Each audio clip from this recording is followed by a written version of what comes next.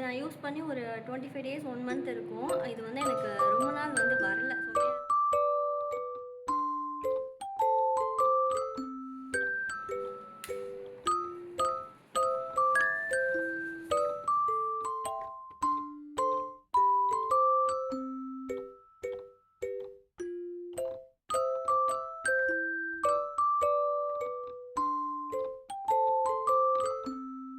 பண்ணிட்டேன் ஒரு 2 தடவை. கொஞ்சம் மேலே அப்படி நூல்லாம் வந்து அப்படி எடுத்துகிட்டு வருது.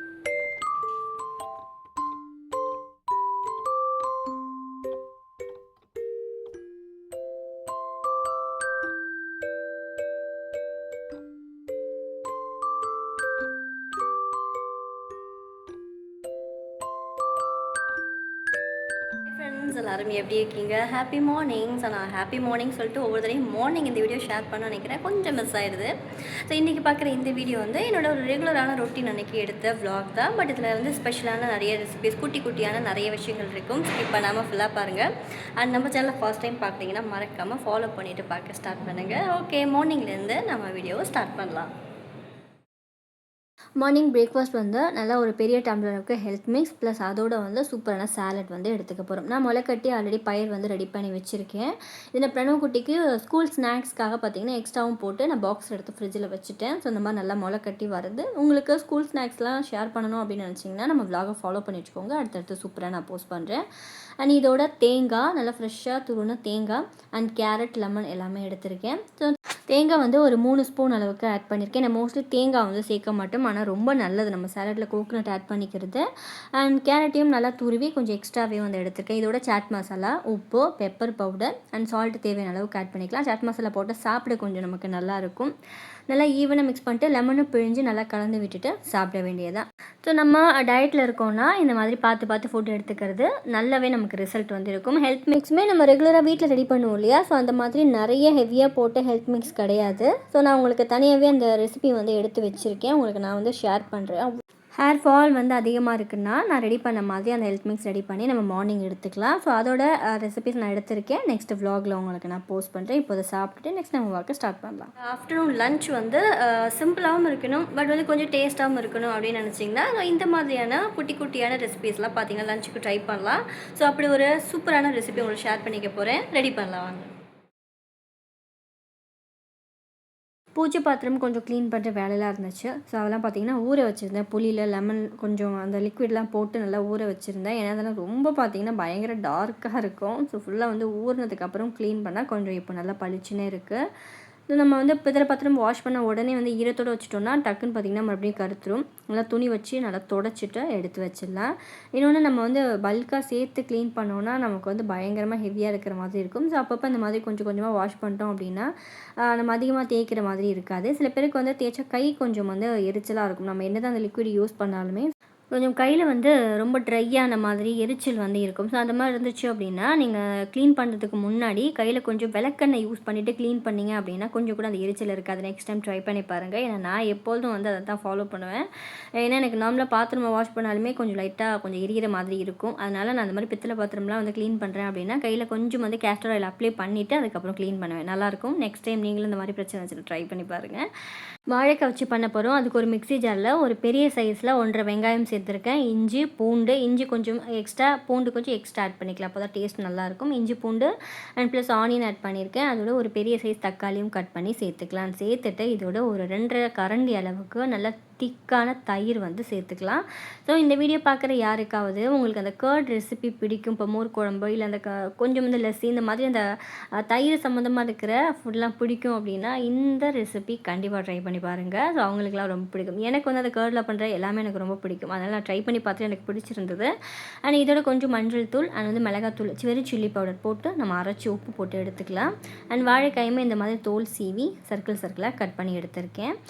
நான் அரைச்சதை உங்களுக்கு காட்டுறேன் பாருங்கள். அந்த மாதிரி நல்லா வந்து உப்பு எவ்வளோ வேணுமோ அந்தளவுக்கு உப்பு சேர்த்து தண்ணி சேர்க்காமல் அந்த தயிரோடையே சேர்த்து நம்ம அரைச்சி எடுத்துக்கிட்டோம்.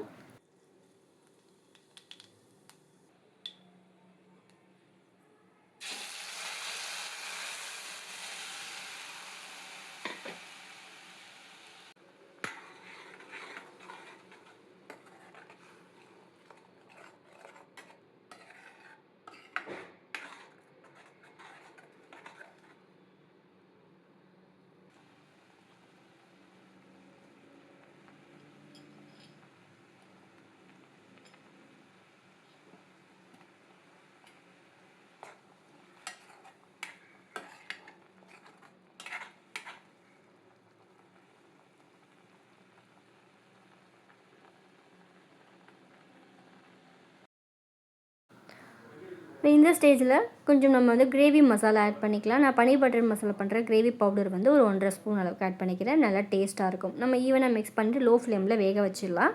அண்ட் இன்றைக்கி வந்து அந்த கிரேவி மட்டும் இல்லை, அது வந்து செமி கிரேவி மாதிரி இருக்கும். அண்ட் இப்போ நீங்கள் பார்க்குறது பருப்பு, லெமன் பருப்பு வந்து ரெடி பண்ணியிருக்கோம். நல்லா பருப்பு வேக வச்சுட்டு உப்பு, பெப்பர் பவுடர், லெமன் பிழிஞ்சிட்டு நம்ம எப்பொழுதும் போல் சீரகம் கடுகு தாளிப்போம் இல்லையா, நெய்யில் அந்த மாதிரி கருவேப்பிலை போட்டு தாளித்து வச்சுருக்கோம். நல்லா சூடான சாதமில் நெய் சேர்த்து சாப்பிட்டா சூப்பராக இருக்கும் லெமன் பருப்பு.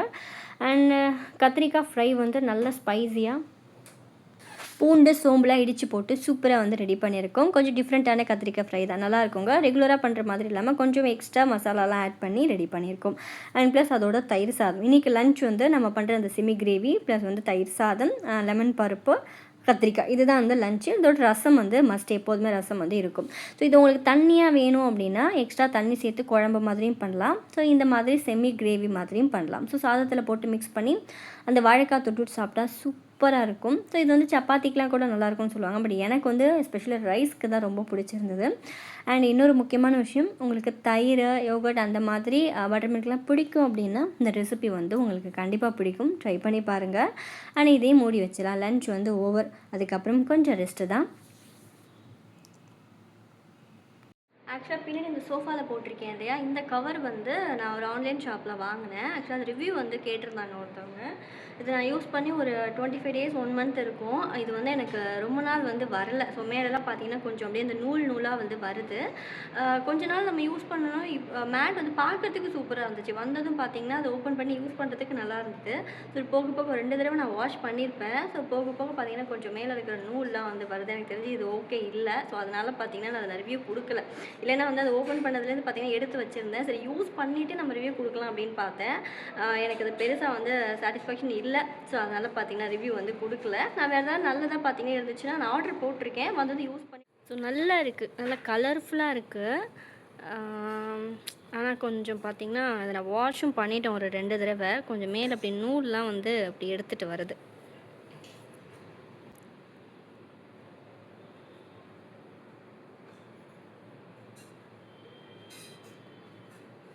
பட் இந்த மாதிரி டிசைன் வேணும் அப்படின்னா நீங்கள் ஜஸ்ட் ஒரு 2-3 ஆர்டர் பண்ணி வச்சுக்கலாம். ஏன்னா ப்ரைஸும் ரீசனபிள் தான். ஆர்டர் பண்ணி வச்சுட்டு கொஞ்சம் மாற்றி மாற்றி யூஸ் பண்ணால் மேபி கொஞ்சம் இவ்வளோ சீக்கிரம் டேமேஜ் ஆகாமல் இருக்கும்னு நினைக்கிறேன்.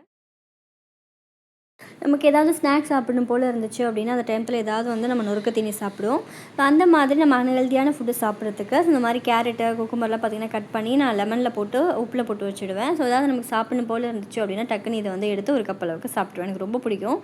அண்ட் வீட்டில் இருக்கிற எல்லாருக்குமே பார்த்திங்கன்னா அது ரொம்ப பிடிக்க ஆரம்பிச்சிருச்சு. ஆனால் ரெகுலராகவே வந்து எப்போ வந்து குக்கும்பர் வாங்கிட்டோம்னா ஃப்ரெஷ்ஷாக தான் ரெடி பண்ணுவோம். ஏன்னா ரொம்ப ஸ்டோர் பண்ணாமல் ஸோ அன்றைக்கி ரெடி பண்ணி இப்போ மார்னிங் டைம் கிடைக்கும் போது ரெடி பண்ணி வச்சுடுவோம். அப்போ எடுத்து வந்து சாப்பிடுவோம். அந்த கேரட் நல்லா நீளமாக கட் பண்ணி அண்ட் வந்து குக்கும்பரும் பார்த்திங்கன்னா சென்டரில் சீட் மட்டும் எடுத்துகிட்டு அதையும் கட் பண்ணி ஆட் பண்ணியிருக்கேன். ஸோ இதில் எவ்வளோ தண்ணி வேணுமோ தண்ணி ஆட் பண்ணி சால்ட் வந்து போட்டுட்டு முக்கியமாக 2 பச்சை மிளகாய் வந்து கீரி போட்டுக்கிட்டால் நல்லா வாசனையாக இருக்கும்.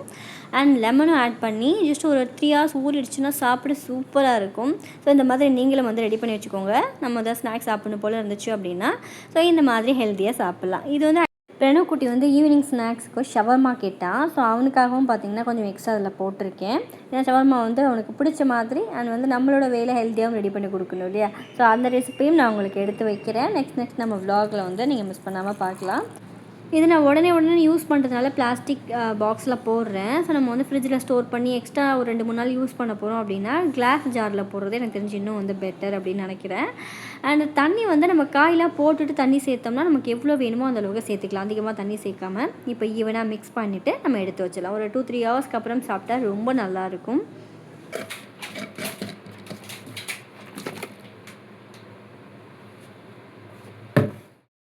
இது மாதிரி ஹெல்த்தியான அண்ட் டிஃப்ரெண்ட்டான ரெசிபீஸ்லாம் வேணும் நம்ம சேனலில் மறக்காமல் ஃபாலோ பண்ணிக்கோங்க. நெக்ஸ்ட்டு சூப்பரான vlog-ஓட உங்களை மீட் பண்ணுறேன். பாய். லைக் பண்ணிக்கோங்க. தேங்க்ஸ் ஃபார் வாட்சிங்.